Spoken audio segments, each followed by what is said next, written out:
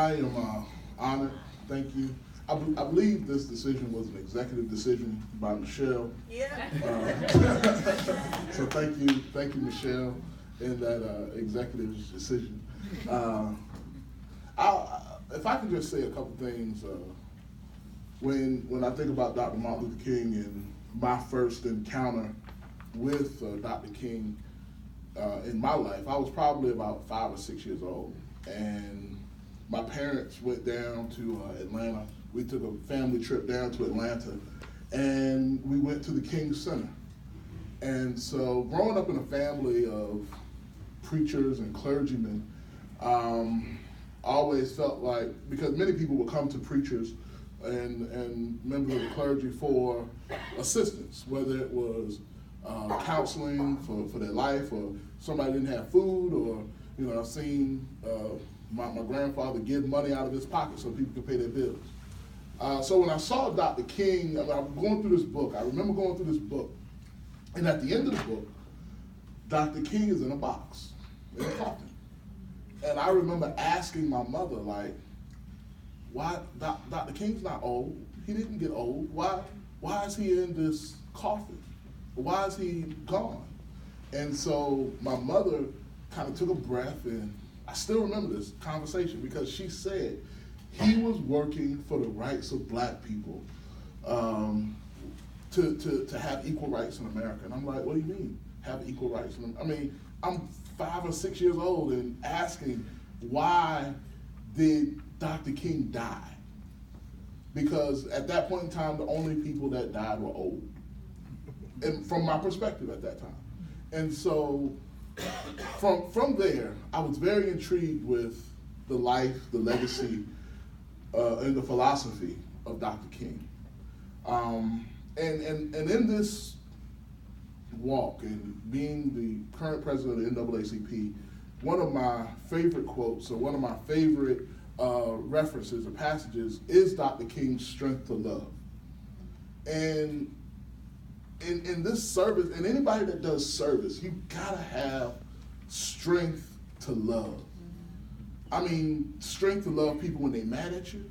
Strength to love people when you don't return their phone calls when they think you should return them. Strength to love people when they've gone through hell and you're the only person that they got to vent on.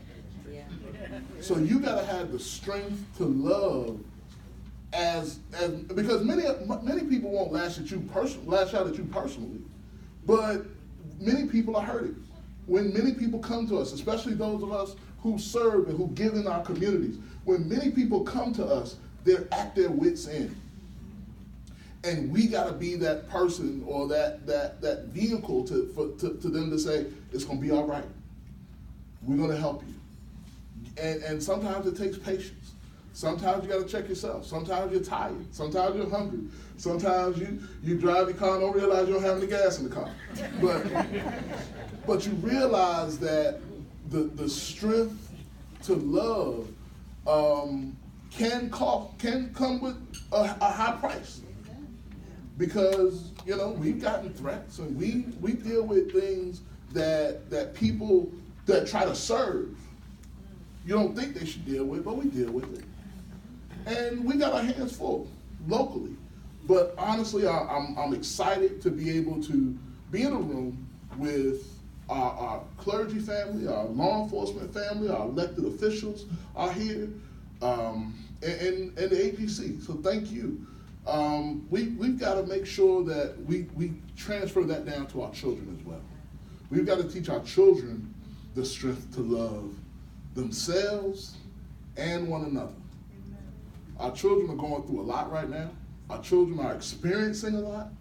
And we've got to make sure that we have some conversations with our children, because when many people say, well, I don't have the capacity to serve. Yes, you do. You have the capacity to serve right in your house. If you're over some young people, you have the capacity to serve them, because when they enter the world, when they interact with one another, because we got to understand their peer groups is the number one influence amongst them. So we've got to be able to be strong and teach them the philosophies of Dr. King. Teach them the philosophies of the Harriet Tubman. Teach them the philosophies of George Washington Carver. Teach them about those that sacrifice. And obviously, as we talk about Dr. King paid the ultimate sacrifice for all of us. And so I'm honored to be able to receive an award with his name on it. And so I'm like Kendra, I don't feel worthy, but I will work to live up to this honor and this award. Thank you very much.